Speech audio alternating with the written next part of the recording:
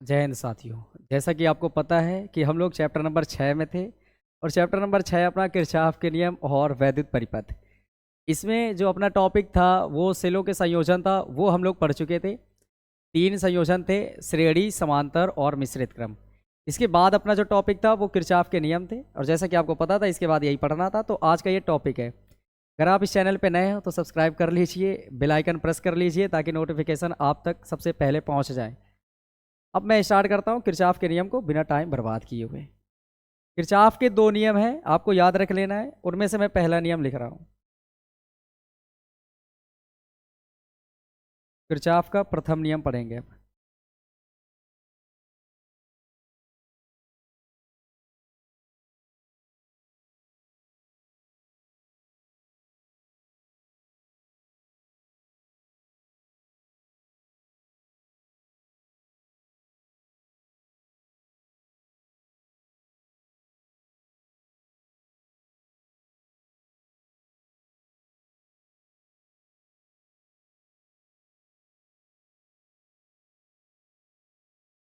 देखो, किरचॉफ का प्रथम नियम पढ़ने से पहले आपको संधि के बारे में जान लेना बहुत ज़रूरी है, क्योंकि किरचॉफ का जो पहला नियम है वो संधि का नियम के नाम से भी जाना जाता है। तो इसमें संधि के बारे में बहुत सी जानकारी हमें जाननी ज़रूरी है। संधि क्या होती है इसके बारे में मैं आपको कुछ इधर चीज़ बता रहा हूँ। आपने रेलवे ट्रैक पे देखा होगा, उसमें बहुत जगह लिखा होता है, जैसे वाराणसी जंक्शन, कानपुर जंक्शन, ऐसे लिखे होते हैं। वो जो जंक्शन शब्द है उसी का हिंदी रूप होता है संधि। अब वो जंक्शन ऐसी जगह पर बनाया जाता है जहां से 2 या 2 से अधिक जगह के लिए ट्रेनें जा सकती हों। उस प्लेटफॉर्म का को नाम हम क्या दे देते हैं? जंक्शन। तो वैसे ही संधि क्या होती है? ऐसी जगह जहां पर 2 या 2 से अधिक चीजें मिल जाएं या निकल रही हो, ऐसे। तो ये जो पॉइंट होता है जहां पर ये मिल रही हैं सब, तो इस पॉइंट का नाम होता है संधि। संधि क्या है? एक वो जगह जहां से 2 या 2 से अधिक रास्ते मिल रहे हो आपस में, उस जगह का नाम क्या होता है? संधि। तो यहाँ पर ये जो चीज़ है ये है संधि। ध्यान रखिए आप, ये जो चीज़ है ये है संधि। ये जो गैप दिख रहा है ये पूरा, ये संधि कहलाता है। बस इतने ही समझाना था और कुछ भी नहीं। अब सुनो जरा, किरचॉफ अपने पहले नियम में ये कहते हैं, सुन लो, कि अगर कोई संधि है, ये अगर कोई संधि है तो इसमें मिलने वाली समस्त धाराओं का बीजगणितीय योग हमेशा शून्य के बराबर होगा। क्योंकि यहाँ ट्रेनें तो मिलेंगी नहीं, तो यहाँ पर धारा ही मिलेगी। आपको याद रखना है, किरचॉफ का पहला नियम ये कहता है कि किसी भी संधि पर मिलने वाली समस्त धाराओं का बीजगणितीय योग हमेशा शून्य के बराबर होता है। आप इसे अपने कॉपी पे लिख लीजिए, मैं इधर लिख देता हूँ।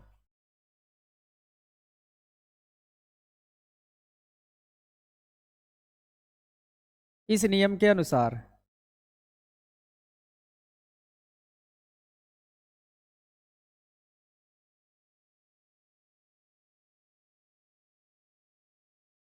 किसी भी संधि पर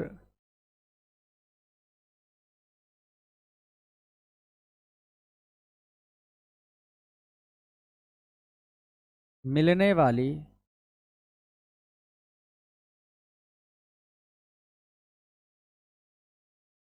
समस्त धाराओं का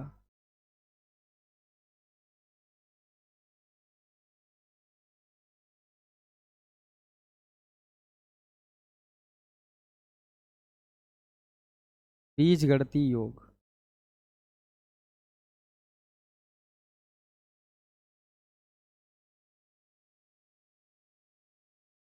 सदैव शून्य होता है।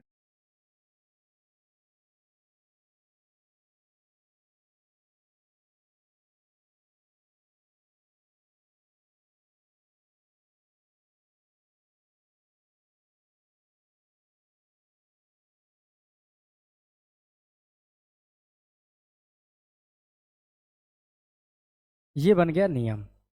अगर इसका मैथमेटिकल फॉर्म देखना है तो आप समझ सकते हैं कि अगर ये जो समस्त धाराओं का बीजगणितीय योग, तो सिग्मा से डिनोट करते हैं बीजगणितीय योग को, और ये किसके बराबर होगा? 0 के बराबर। ये है इनका रूप।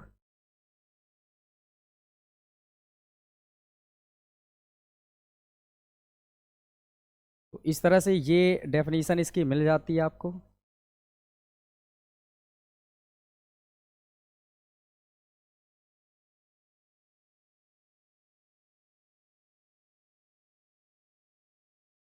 अब इस नियम को समझो ज़रा, मैं एक चित्र बनाता हूँ संधि से रिलेटेड। और फिर मैं समझाता हूँ। अगर मान लो कि एक ये पॉइंट है अपने पास और एक लाइन इधर की ओर जा रही है ऐसे, एक ऐसे, एक ऐसे, ऐसे, किसी भी तरफ आप बना सकते हैं। तो ये मान लो ऐसे, और ये पॉइंट है, ये जो जगह दिख रही है इसका नाम क्या होगा? संधि, क्योंकि इसी जगह पर ये सारे के सारे रास्ते मिल रहे हैं। तो ये रास्ता जो बीच का जगह है इसका नाम होता है संधि। अब यहाँ पर बहुत सी धाराएं आ रही, देखो 5 डायरेक्शन बनाई, तो मान लो ये I1 की डायरेक्शन है, ये मान लो I2 की डायरेक्शन है, ये मान लो आप I3 की डायरेक्शन है, ये मान लो I4 की डायरेक्शन है, और ये I5 की डायरेक्शन है। इस तरह से मैंने बना दिया। यहाँ पर अगर किरचॉफ का आप नियम लगाएंगे, पहला नियम, तो हमें सिग्मा आई का मान किसके बराबर करना है? 0 के बराबर। यहाँ पर ध्यान देने की बात यह है कि कुछ देखो तो यहाँ पर धाराएं अंदर की ओर आ रही हैं, कुछ बाहर की ओर जा रही हैं। तो इससे संबंधित कुछ चिन्ह परिपाटी होती हैं, वो आप इधर सीख लीजिए ज़रा। चिन्ह परिपाटी,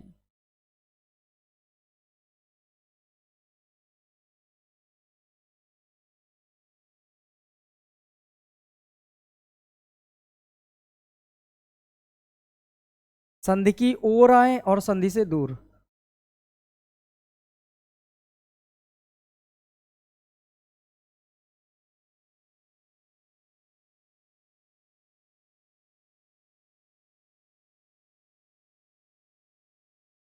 संधि की ओर और संधि से दूर।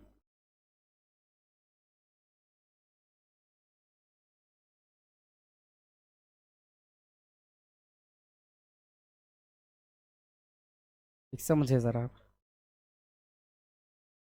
अगर चिन्ह परिपाटी यूज करना है तो देखो, कुछ धाराएं संधि की ओर, ये पॉइंट है संधि, इसका मैं नाम दे देता हूं, इसको कहते हैं संधि। तो ध्यान रखिए, जो संधि की ओर आएंगी धाराएं उनको हम पॉजिटिव चिन्ह के साथ लेंगे, और जो संधि से दूर जाएंगी उनको हम नेगेटिव चिन्ह के साथ लेंगे। बस याद रखना, संधि की ओर जो आएंगी, संधि की तरफ जो पहुंचेंगे, एरो संधि की ओर होगी, उसके साथ पॉजिटिव चिन्ह, और जो संधि से दूर जाएंगे उनके साथ नेगेटिव चिन्ह का प्रयोग करते हैं। अब किरचॉफ का नियम लगाते हैं, लेकिन किरचॉफ के नियम से।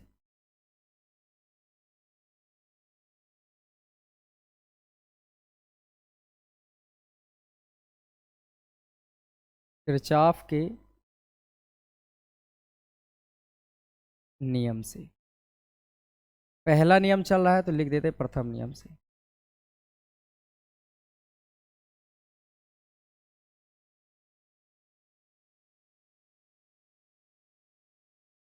किरचॉफ के प्रथम नियम से सिग्मा आई बराबर, तो आपको पता ही है 0 है। अब यहाँ पर आई का मतलब सिग्मा आई सभी धाराओं का योग आपको लेना है। I1 है, I2 है, I3 है, I4 है, I5 है। I1 देखो तो संधि की ओर जा रही, मतलब इसको हम पॉजिटिव चिन्ह के साथ लेंगे, मतलब केवल प्लस का I1 करेंगे। I2 ध्यान से देखो तो संधि ये, लेकिन एरो संधि से बाहर की ओर जा रही, संधि से बाहर वाले को मतलब दूर जा रही, तो दूर वाले के लिए निगेटिव चिन्ह, तो माइनस का I2। I3 को ध्यान से देखो, संधि ये और एरो संधि से दूर जाने वाला बना है, बाहर की ओर बना है, मतलब इसको नेगेटिव चिन्ह के साथ लेंगे। फिर I4 की बात करते हैं, ये भी देखो संधि से दूर जा रही है, तो इसके साथ कौन सा चिन्ह यूज करेंगे? निगेटिव, तो I4। लेकिन जैसे ही बात करते हैं I5 में, तो देखो I5 अंदर की ओर जा रही है ना, संधि की ओर, तो इसको प्लस चिन्ह के साथ लेंगे, तो बराबर में कितना कर लेंगे? 0। हम देख रहे हैं कि ये अपने पास पॉजिटिव है, ये पॉजिटिव है, बाकी ये तीनों निगेटिव हैं, तो जो पॉजिटिव एक तरफ रखेंगे, निगेटिव वाले को दूसरी तरफ भेज देंगे। तो यहां पर ये रहेगा I1 प्लस, और ये क्या रहेगा? I5 बराबर, ये माइनस का उधर जाएगा तो प्लस का I2 बनाएगा, ये माइनस का उधर जाएगा तो प्लस का I3 बनाएगा, माइनस का I4 उधर जाएगा तो प्लस का I4 बना देगा। बस ये आपको इक्वेशन पता करनी थी।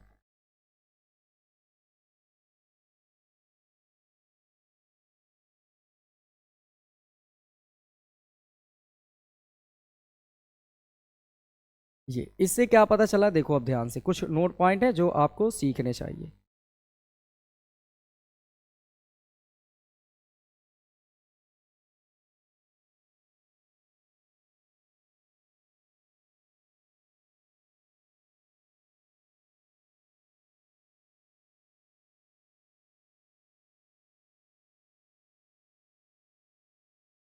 देखो ये अगर देखें I1 और I5 को, तो ये वो धाराएं जो संधि की ओर जा रही, दोनों संधि की ओर जा रही, और उनका ये प्लस चिन्ह क्या बता रहा है, उनका लिखा है योग। और ये I2 I3 I4 कौन सी धाराएं, जो संधि से दूर जा रही, जो संधि से दूर जा रही हैं। अब ये धाराएं वो हैं जो संधि से दूर जा रही हैं, और ये प्लस चिन्ह बता रहा है, इनका योग लिखा है। मतलब ये है संधि की ओर आने वाली धाराओं का योग, और ये लिखा है संधि से दूर जाने वाली धाराओं का योग, और ये चिन्ह कौन सा है, बराबर। मतलब ये इनडायरेक्ट रूप से किरचॉफ का प्रथम नियम ये भी हमें बताना चाहता है कि संधि की ओर जो आने वाली धाराएं हैं उनका जो योग लिया जाएगा, संधि से दूर जाने वाली धाराओं के योग के हमेशा बराबर आएगा। तो ये नोट पॉइंट मैं इधर लिखता हूं। अब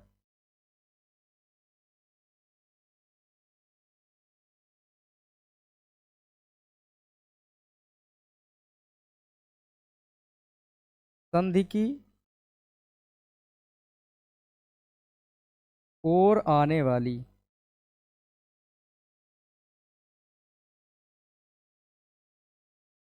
धाराओं का योग सदैव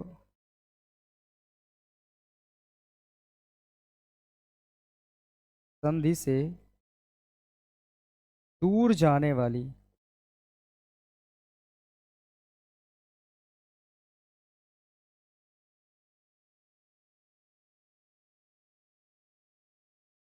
धाराओं के योग के बराबर होता है।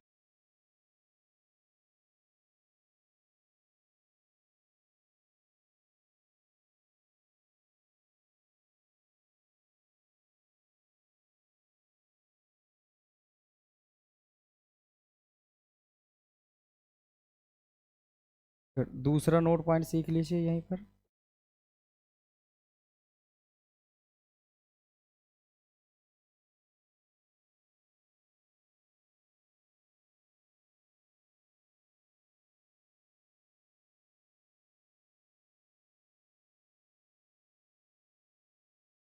समझो जरा, दूसरा नोट पॉइंट ये है कि जो किरचॉफ का पहला नियम है ये धाराओं के बारे में बता रहा है, धाराओं के बारे में। और किससे बता रहा है, बात है किसके, संधि को लेकर बता रहा है। मतलब इसके नियम को हम संधि का नियम भी कहते हैं। इसके हम नियम को क्या, नियम किस नियम से जानते हैं, संधि के नियम। हम क्या कहेंगे, इस नियम को, इस नियम को संधि का नियम भी कहते हैं।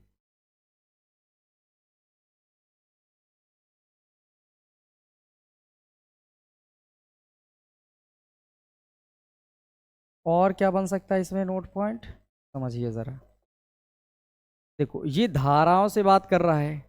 धारा किससे बनी होती है, आवेश प्रवाह की दर को धारा कहते हैं। मतलब धारा आवेश से जुड़ रहा है, और जहां आवेश होगा वहां आवेश संरक्षण का सिद्धांत भी तो होगा, लेकिन कुछ मायने पर नहीं भी होता है। तो यहाँ पर अभी फिलहाल ये आवेश संरक्षण का सिद्धांत याद रखो, जहाँ आवेश वहां आवेश संरक्षण का सिद्धांत। तो यहाँ पर क्या करेंगे, धारा है, धारा आवेश से जुड़ रही है, और तो फिर मतलब हम ये कह सकते हैं कि ये जो आवेश से जुड़ रहा है, तो ये जो नियम है आवेश संरक्षण के सिद्धांत से भी जुड़ रहा होगा। तो यहाँ पर ये बात याद रखना कि यह नियम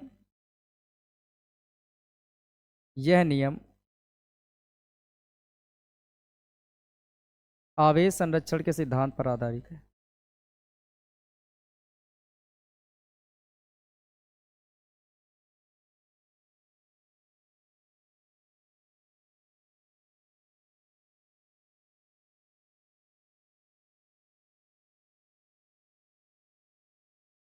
ये लो, इस तरह से ये पूरा नियम हो जाता है कंप्लीट। आप एक बार देख लीजिए, जो भी नोट करना है स्क्रीनशॉट ले सकते हैं, फिर हम नेक्स्ट नियम पे चलें। इसके बाद आगे सुनो जरा, यहाँ तक सबको समझ आ गया होगा। अब अगला नियम है द्वितीय नियम किरचॉफ का।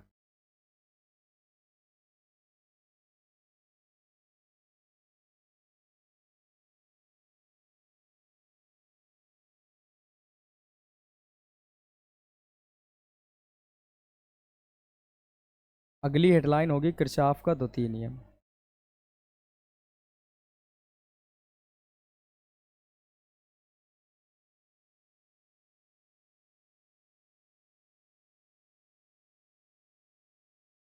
द्वितीय नियम सीखो जरा, द्वितीय नियम के बारे में। जो किरचॉफ का द्वितीय नियम है ये पास से रिलेटेड है। जैसे उसमें संधि के बारे में जानना जरूरी था, इसमें पास के बारे में जानना बहुत ज़रूरी है। अब पास होता क्या है, बंद पास। तो देखिए, अगर मान लो कोई एक ये आकृति है अपने पास, बस ये पास कहलाती है। बस कोई बंद आकृति मिल जाए उसको हम पास कह देंगे। इतना काफ़ी आपके लिए जानने के लिए। लेकिन अब ये वैद्युत परिपथ पढ़ोगे तो यहाँ पर सेल भी लगे मिलेंगे और प्रतिरोध भी लगे मिलेंगे। तो मान लो कोई एक ऐसा पास है कि वो इस तरह से है, ये मान लो सेल है और ये है आर प्रतिरोध है, समझ जाएंगे। मान लो इससे I1 धारा गुजर रही है, I धारा गुजर रही है, तो यहां पर जो पास मिलेगा उसमें सेल लगे मिलेंगे और प्रतिरोध लगे मिलेंगे। इन्हीं प्रतिरोध और धारा और विद्युत वाहक बल को मिलाकर बनाया गया है किरचॉफ का द्वितीय नियम। किरचॉफ का जो द्वितीय नियम है वो ये कहता है कि अगर कोई बंद पास है, अपने पास ये बंद है पास, अगर कोई बंद पास है तो उस बंद पास में बहने वाली धारा मतलब आई और उसके संगत लगे प्रतिरोध मतलब ये जो आर है, इसके संगत ये किस में जा रही मतलब आर में, तो जो धारा जिस प्रतिरोध में जा रही होती है तो वो प्रतिरोध उस धारा के संगत होता है। तो ये धारा इसमें जा रही है मतलब इस धारा के संगत प्रतिरोध है आर। तो धारा और संगत प्रतिरोध का गुणन का बीजगणितीय योग उस पास में लगे विद्युत वाहक बल मतलब ई के विद्युत के बीजगणितीय योग मतलब सिग्मा के बराबर होता है। ये है इनका कथन। एक बार फिर से समझिए ध्यान से। किरचॉफ का द्वितीय नियम पास के नियम से भी जाना जाता है, नियम से भी। वो ये कहता है कि अगर कोई बंद पास है तो उसमें बहने वाली धारा आई, उसमें बहने वाली धारा आई और उसके संगत लगे प्रतिरोध जिसमें धारा वो जा रही है तो उसको कहते हैं संगत प्रतिरोध आर, संगत प्रतिरोध आर का गुणन मतलब आई इंटू आर का बीजगणितीय योग तो सिग्मा, ये हमेशा बराबर होगा उस पास में लगे विद्युत वाहक बल ई के बीजगणितीय योग के। जितने विद्युत वाहक बल लगे होंगे उनके बीजगणितीय योगों के बराबर होंगे। ये बातें हैं। अब मैं इसी को लिख रहा हूं और फिर आराम से मैं आपको दोबारा एक अच्छा सा चित्र बनाएंगे और उसमें जो भी चीजें हैं वो सब लिखकर समझा देते हैं इस नियम के अनुसार।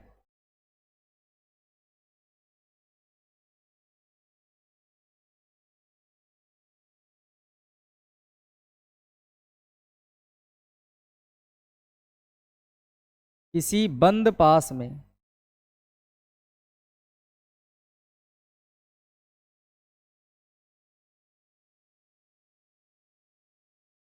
बहने वाली धारा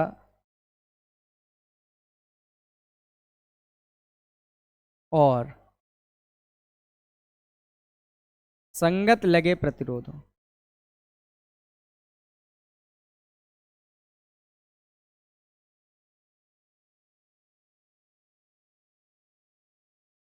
के गुणनफलों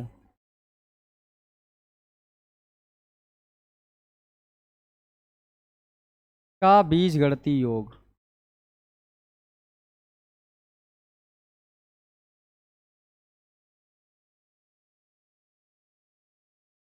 उस पास में लगे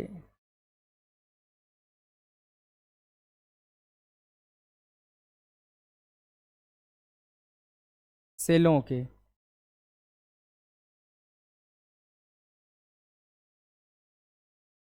विद्युत वाहक बलों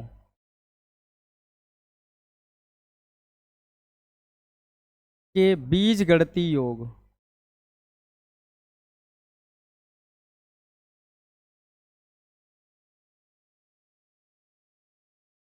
के बराबर होता है।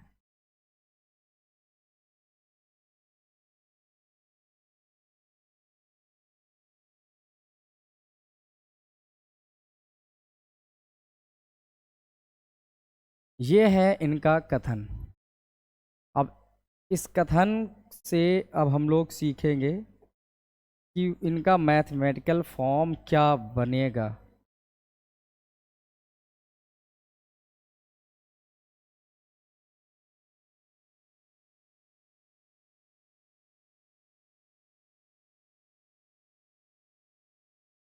सबसे पहले एक चित्र बना लिया जाता है ताकि मैं आपको समझा सकूं।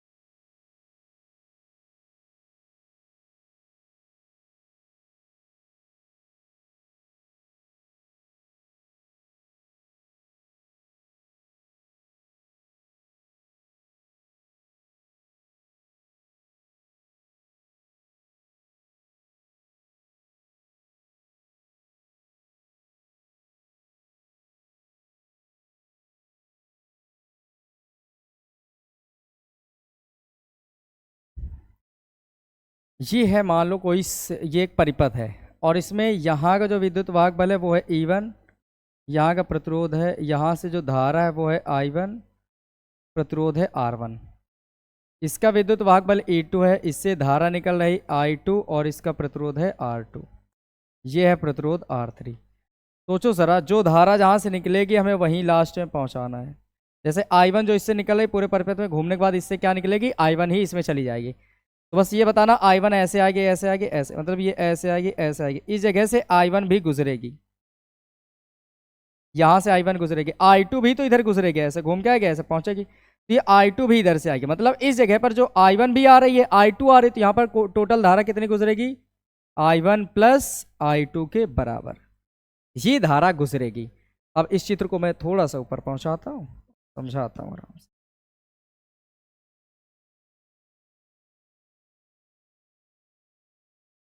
समझिए जरा।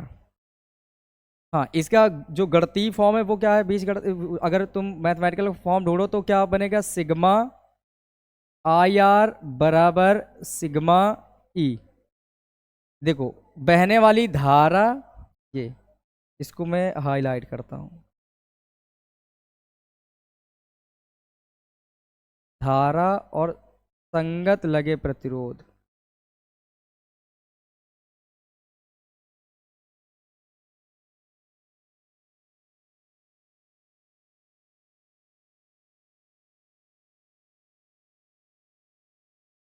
चलो ये समझ जाना, धारा और प्रतिरोधक गुणनफल लेना है तो I×R हो गया, इनका योग मतलब सिग्मा, और पास में लगे सेलों के विद्युत वाहक बल मतलब E, और इसका बीजगणितीय योग तो सिग्मा, इसके बराबर होगा।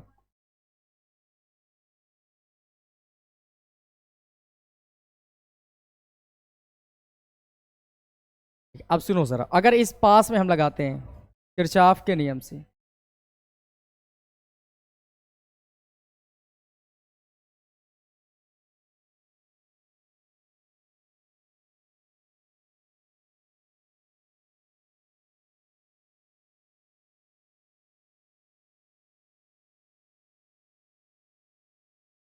देखो नियम यहीं से खत्म हो जाता है, लेकिन इसकी ज़रूरत आगे व्हीट स्टोन सेहत में आपको बहुत पड़ेगी। इस वजह से मैं आपको यहाँ पर सिखा रहा हूँ कि आपको इस परिपथ में कैसे किरचॉफ का 2-3 नियम लगाना है। तो किरचॉफ के 2-3 नियम से हमें क्या करना है, I और R का गुणन लेना है। लेकिन ये बताओ, अगर मैं बात करता हूँ ये क्या लगे, तो बोलेंगे आप सेल लगे, तो सेल अगर ये लगा है तो बड़ी वाली लाइन धन को, छोटी वाली लाइन ऋण को, ऐसे डिनोट करते हैं हम इसे। तो हमेशा अगर धन से निकलेगी धारा तो धन से चलना है, तो घूमते हुए कहाँ आएंगे हम लोग, ऋण की ओर, ये डायरेक्शन होगी। मतलब धन से निकलेंगे तो ऋण में आएंगे, यही आपको करना, और जिस सेल से घूम के जा रहे हैं उसी सेल में आना है।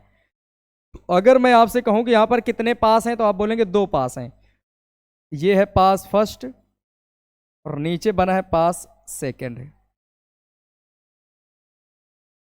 देखो एक ऊपर बॉक्स बन जाएगा, एक नीचे, तो यहां पर हम लोग 2 पास को देख रहे हैं, तो पहले पास को मैं इधर बना रहा हूं और इसमें नियम लगाते हैं हम लोग और देखते हैं क्या बनेगा।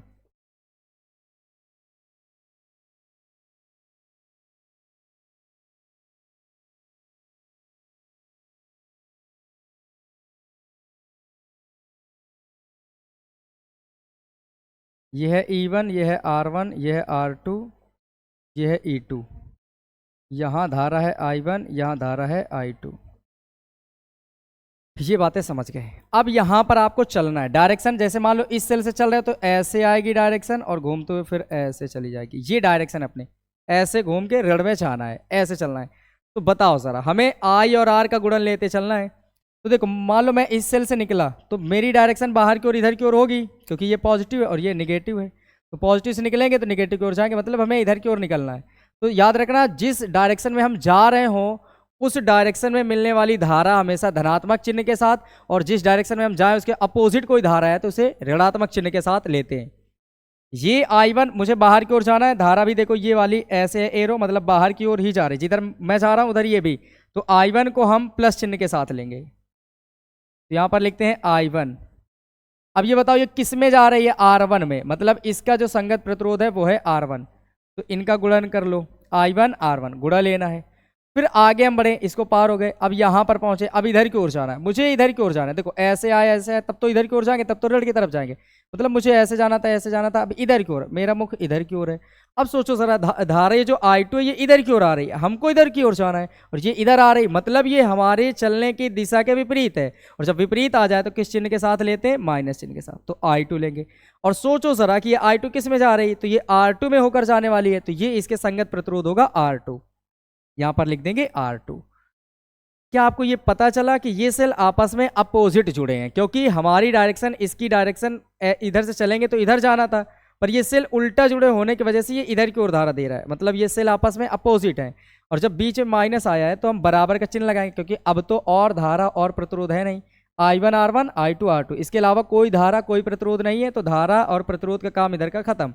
अब आते हैं विद्युत वाहक बल में, ये और ये आपस में कैसे जुड़े? अपोजिट, क्योंकि बीच में चिन्ह माइनस आया है इसी वजह से। तो जब इनका अंतर ले लेंगे हम लोग, E1 माइनस E2, इसके बराबर आ जाएगा। बस ये बात सिखानी थी आपको कि ऐसे नियम लगाते हैं। एक बार फिर से इस नियम को आराम से समझिए। हमें क्या करना होता है, इधर ध्यान से देखना होता है कि एक किसी भी एक सेल से आप चल सकते हैं, लेकिन उसके पॉजिटिव टर्मिनल से, और घूमते हुए नेगेटिव टर्मिनल में पहुंचना होता है। ये पॉजिटिव, ये है नेगेटिव। अगर मैं इधर की ओर चलूं तो याद रखना, जिस डायरेक्शन में हम जा रहे होंगे उस डायरेक्शन में जो भी धारा मिलेगी उसे धनात्मक चिन्ह के साथ, और अगर अपोजिट साइड में मिलेगी तो उसे ऋणात्मक चिन्ह के साथ लेते हैं। यहां से हम लोग निकले, इधर की ओर जाना है, क्योंकि धन से निकलकर हमें ऋण में आना है, तो मतलब मेरी डायरेक्शन इधर की ओर होगी। अब मैं इधर जा रहा हूं, धारा I1 भी इधर जा रही है, मतलब जिस दिशा में हम है उसी दिशा में धारा I1 है, तो हम I1 को प्लस चिन्ह के साथ देंगे। और सोचो जरा, I1 के संगत कौन प्रतिरोध है? संगत का मतलब वो प्रतिरोध जिसमें धारा गुजर रही हो, तो ये I1 R1 में गुजर रही है, मतलब I1 के संगत प्रतिरोध है R1, तो I1 इंटू R1 बन गया। यहां तक इनका काम खत्म इतने का। आगे बढ़ो, डायरेक्शन अपनी बना के रखो, ऐसे आना ऐसे आना, मुझे अब इधर की ओर चलेंगे। फिर जब माइनस की तरफ जाना है तो मुझे ऐसे जाने के बाद इधर की ओर डायरेक्शन होगी मेरी। अब अगर ध्यान से देखा जाए तो मैं इधर की ओर चलूंगा, इधर की ओर, लेकिन ये वाली जो धारा है इस सेल से ये किधर की ओर आ रही? इधर की ओर, उल्टा आ रही। और जब डायरेक्शन अपोजिट हो जाए तो चिन्ह ले लेते हैं हम लोग नेगेटिव। तो ये I2 इधर की ओर आ रही, मुझे जाना इधर की ओर था, ये उल्टा आ रही, इस वजह से माइनस चिन्ह। और ये I2 किस में जा रही? बोलो R2 में, तो I2 के साथ गुणा किसका करेंगे? R2 का। धाराएं और प्रतिरोध जितने थे उनका काम खत्म। अब विद्युत वाहक बल की बात आती है। ये E1 है और ये E2 है, जब इनके बीच माइनस चिन्ह आया मतलब ये दोनों कैसे होंगे? अपोजिट साइड में जुड़े होंगे, तो हम क्या करेंगे? इनके बीच भी अंतर ले लेंगे, E1 माइनस E2, बस ये बात होगी। ये पास फर्स्ट का काम था।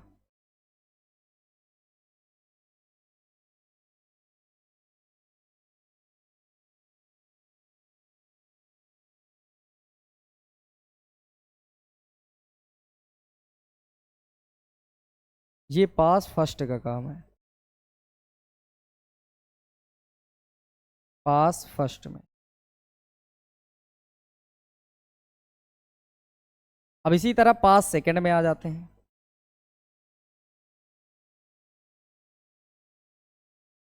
और पास सेकंड में भी बड़े ध्यान से देखो, चीजें इससे देखना है और बनाना एक सिंगल सिंगल। जैसे इसकी सारी चीजें देखी थी, इधर एक बनाया था, अब इस वाले को बनाते हैं हम और फिर समझाते हैं क्या बनेगा। देखो जरा, इस वाले में है एक सेल है,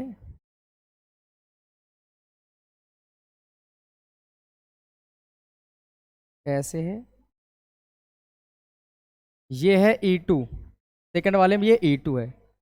यहाँ से जो धारा निकल रही है वो I2 है, और ये R2 है, और यहाँ है R3, और इधर है I1 प्लस I2। तो बंद पास सेकंड में आ जाते हैं। देखो, हमें सेल के पास से ही चलना होता है, ये बार बार आपको बताने की जरूरत ना पड़े, आप समझ जाइए। प्लस ये माइनस, हमें प्लस से चलना है, घूमते हुए माइनस में आना है। तो अगर मुझे बताओ इधर प्लस से निकले तो I2, देखो मुझे बाहर जाना है, I2 भी बाहर जा रहा है इधर की ओर, तो I2 तो प्लस चिन्ह के साथ आएगा। सोचो जरा, I2 के संगत कौन प्रतिरोध लगा है? मतलब I2 किस में जा रही? तो I2 R2 में जा रही है, तो I2 के साथ कौन सा होगा? R2, तो इनका गुणा हो गया I2 R2। यहां तक काम खत्म। अब थोड़ा सा और आगे, आपको यहां तक पहुंचे, फिर आप यहां पहुंचे। देखो यहां जब मुझे ऐसे जाना था और जब नीचे पहुंचे तो देखो I1 प्लस I2 भी नीचे ही जा रही है, ये ठीक डायरेक्शन में थी, आगे पहुंचे, अब मुझे नीचे जाना था और ये I1 प्लस I2 भी नीचे ही जा रही है। मतलब ये हुआ जिस डायरेक्शन में हम जाना चाह रहे हैं उसी डायरेक्शन में ये धारा जा रही, तो प्लस चिन्ह के साथ। I1 plus I2। अब सोचो जरा कि ये धारा किस में गुजरेगी, तो इससे गुजरेगी, तो ये इसके संगत प्रतिरोध है R3। तो अब कोई धारा और कोई प्रतिरोध इसके और इनके अलावा कोई धारा कोई प्रतिरोध तो है नहीं, तो मतलब ये धारा प्रतिरोध का गुणन खत्म। अब बचता है विद्युत वाहक बल, तो इसमें केवल E2 लगा है, तो यहां पर लिख देंगे हम लोग E2। बस ये सिखाना था आपको कि ये कैसे करना है। यहां तक समझ आया होगा तो आपको आगे की चीजें समझने में बहुत आसानी होगी। व्हीट स्टोन सेतु जो बहुत बार आया है वो बहुत इंपॉर्टेंट है, वो भी सीख जाएंगे। अब कुछ नोट पॉइंट है जिन्हें आपको समझना चाहिए।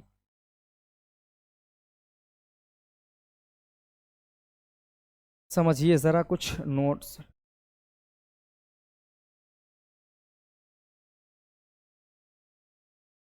ठीक है, इसमें सबसे पहली बात तो ये है कि इसे पास का नियम कहते हैं, क्योंकि पास ये शब्द आ रहा है तो इसे हम पास का नियम भी कहते हैं।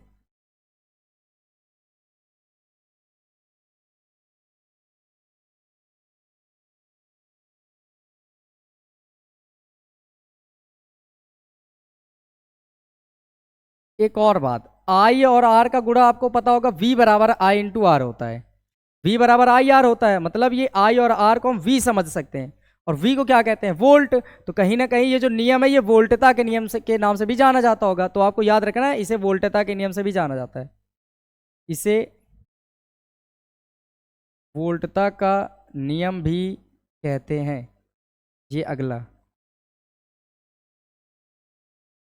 फिर और आप क्या कह सकते हैं, विद्युत वाहक बल। जब मैंने आपको इसकी थ्योरी पढ़ाई थी इस चैप्टर की, वहां पर बताया था ये एक प्रकार की ऊर्जा होती है जो सेल द्वारा दी जाती है पूरे परिपथ में एकांक आवेश को प्रवाहित करने में, सेल सहित। तो ये जो ई है ऊर्जा को डिनोट कर रहा है। इसका मतलब ये किस सिद्धांत पर कार्य कर सकता है, ऊर्जा संरक्षण के सिद्धांत पर। तो याद रखना यह ऊर्जा संरक्षण के सिद्धांत पर कार्य करता है।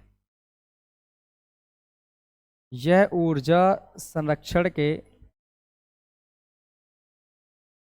सिद्धांत पर कार्य करता है, आधारित है, लिख सकते हैं। ये लो, इस तरह से ये आज पहले और दूसरे जो दोनों नियम थे ये मैंने आपको बता दिए। आई होप कि ये सारी चीज़ें आपको समझ आई होंगी। अगर कुछ भी दिक्कत आती है तो आप कमेंट बॉक्स में कमेंट करिए। ऐसे कोई हालात ना आएंगे कि आपको समझ ना आए, फिर भी अगर कुछ ऐसा है जो ना आए तो आप लिखिए। और आज के लिए बस इतना ही रखते हैं, फिर मिलेंगे नेक्स्ट वीडियो में, तब तक अपना ख्याल रखें।